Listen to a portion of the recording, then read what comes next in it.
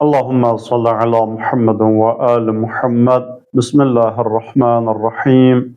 Elhamdu ve thana lillah Rabbil alemin. Vel akibetu li ehli taqwa vel yakin.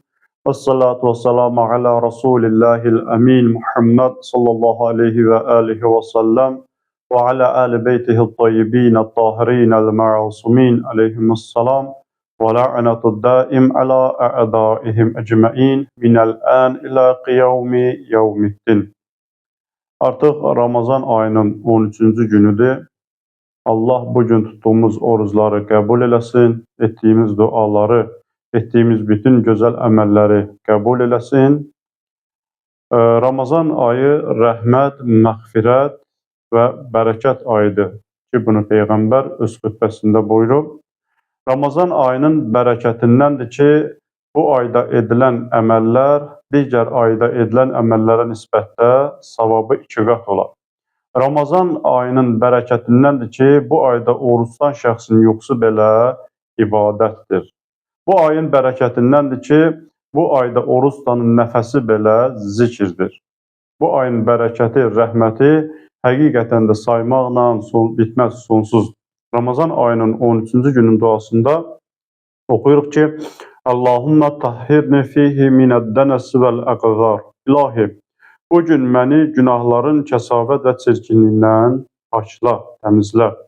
Və sabbirni fihi alə kainatil əqdar. İlahi, bugün məni qəza və qədərdə baş verənlərə, yəni dünyada baş verənlərə qarşı səbirli olmağı mənə lütfet. ووفقني فيه للتقى وصحبة الأبرار بعونك ya qurrata eynil mesakin. İlahi, bugün məni təqvaya və yaxşı insanlarla həmsöhbət olmaqlığı müvəffəq elə. Sənin köməyinə and verirəm, ey miskinlərin gözünün işığı.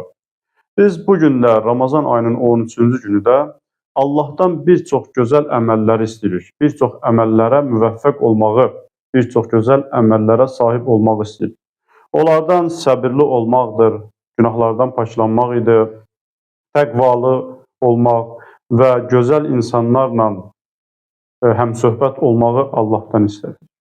Və bugün də Allahdan istədiyimiz gözəl əməllərdən biri də səbirli olmaq idi. Səbirli olmaq Qur'an-ı Kərimin bizə tövsiyə etdiyi ən gözəl əməllərdən biridir. Və eyni zamanda səbrin fəziləti haqqında, səbrin həqiqəti haqqında, səbrin imanda olan rolunu haqqında Peyğəmbərdən və eyni zamanda 12 İmam Əhl-i Beytindən çoxlu sayda hədislər, rəvayətlər nəql olunur.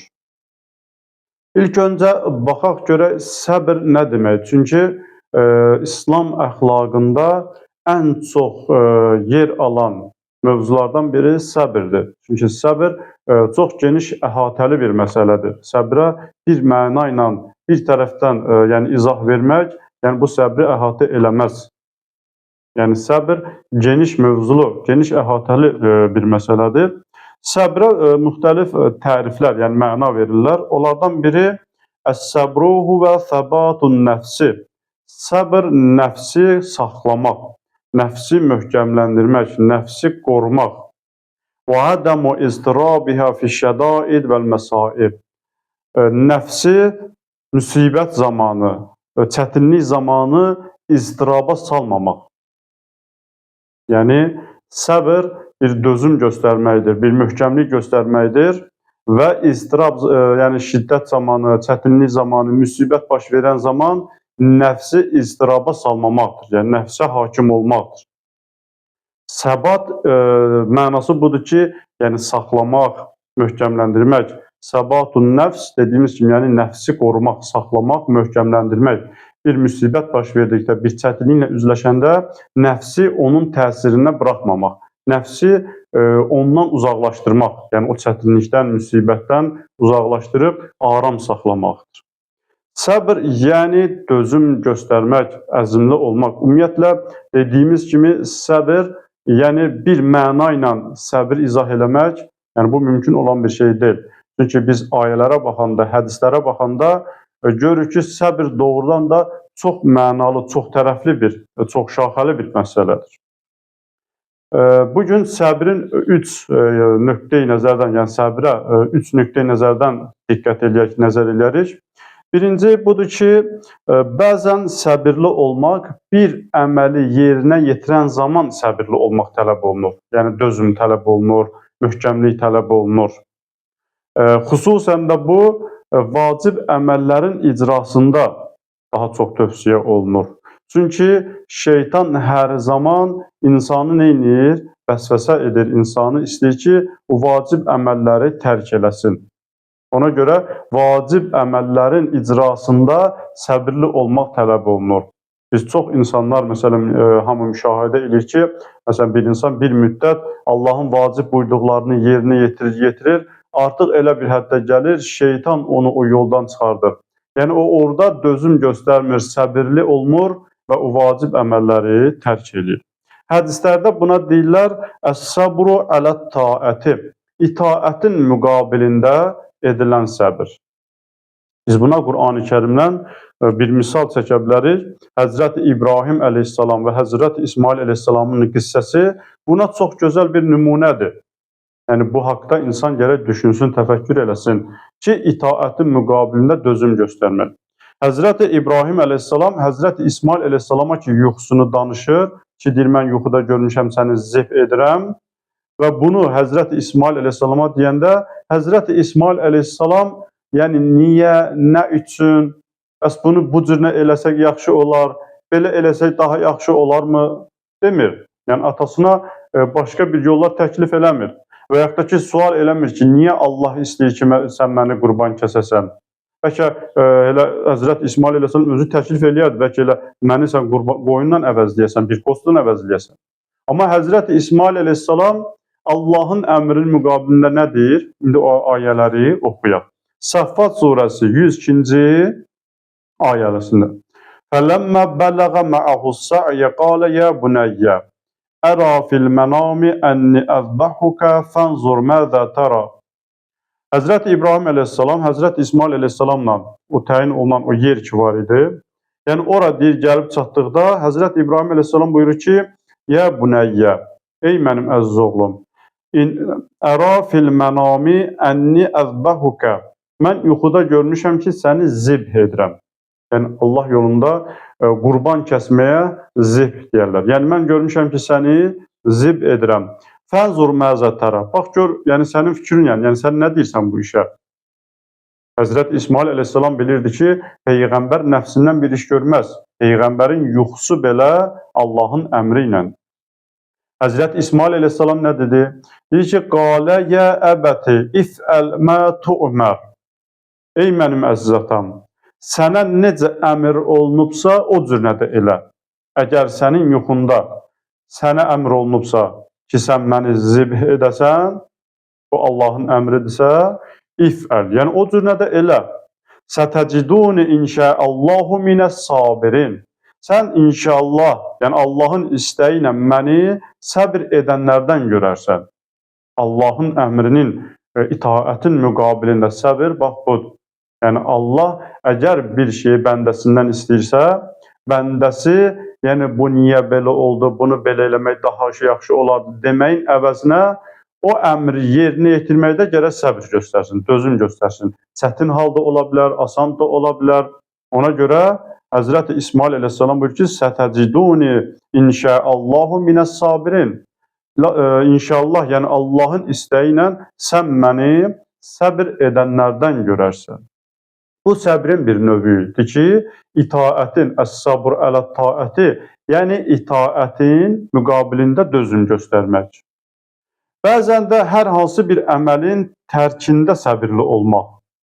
Məsələn, bayaq dedik ki, bir əməlin icrasında, bəzən də bir əməlin tərkində səbir tələb olunur. Xüsusən bu harama qarşı, günaha qarşı səbir tələb olunan məqamdır.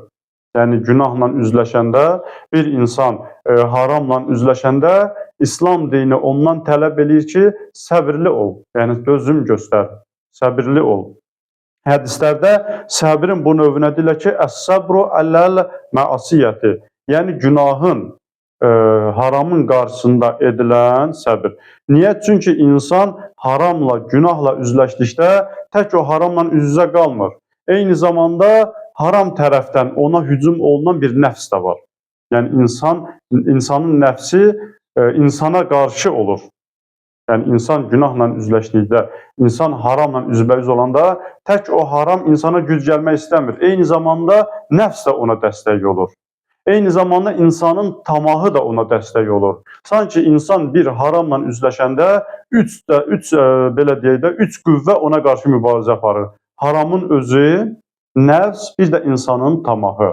Ona görə hədislərdə tövsiyə olunur ki, əs-səbru ələl-məsiyyə, yəni insan günahla üzləşəndə, günaha qarşı da nə göstərməlidir? Yəni dözüm göstərməlidir, səbirli olmalıdır. Əgər insan harama qarşı dözüm göstərməsə, səbirli olmasa, haramın qarşısında, nəfsin qarşısında aciz olar, nəfs ona hakim olar və insan nəfsin əlində bir zəlil bir hala düşər. Və bu da nəfsin ikinci bir mənası idi, növü idi. Bəzən də səbirli olmaq hansısa bir əməlin icrasında və yaxud da ki, hansısa bir əməlin tərkində tələb olunmur. Yəni, iki növünü ki, biz qeyd elədik, bir əməlin icrasında göstərilən səbir, bir əməlin tərkində göstərilən səbir. Üçüncü növü budur ki, yəni burada əməl insanın ixtiyarında deyil. Sadəcə olaraq baş vermiş bir hadisənin müqabilində insan səbir göstərməlidir, dözüm göstərməlidir. Yəni insan dediyimiz kimi o əməl insana bağlı deyil. Sadəcə olaraq bir hadisə baş verib və insan onun müqabilində səbir göstərməlidir. Məsəl üçün, insana bir müsibət baş verərsə, insana bir xəstəlik baş verərsə, bir çətinlik baş verərsə, insan onun müqabilində və insan bir bəla ilə üzləşərsə, onun müqabilində insan gərək səbirli olsun, yəni dözüm göstərsin.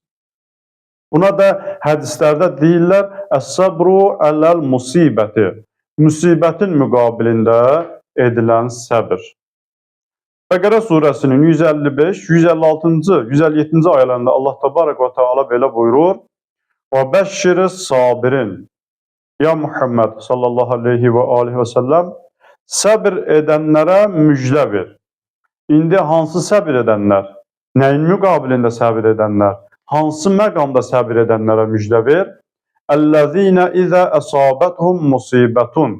Onlara bir müsibət üz verdikdə, müsibət, yəni ümumi bir məna ilə də yaxınlaşmaq ki, bir çətinlik üz verəndə, bir müsibət üz verəndə o şəxslər nə deyər?